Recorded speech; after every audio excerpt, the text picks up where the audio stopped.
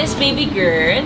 Nag-18th birthday siya. Kumain kami sa isang restaurant. We celebrated her birthday. And now that she's 40, ngayon lang kami uli nagkita.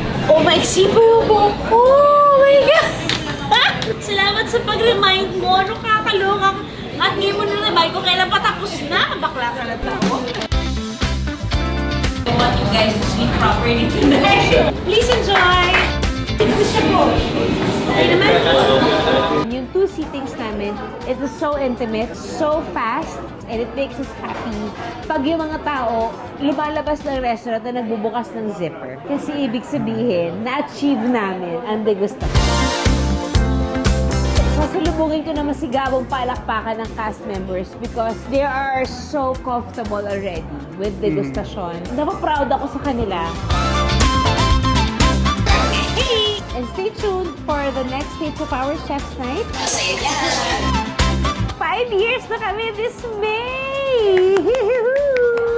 Excited lang ako sa magiging additional natin sa menu kasi most na idadagdag natin yung mga naging favorite ng mga degustasyon natin. It's gonna be exciting.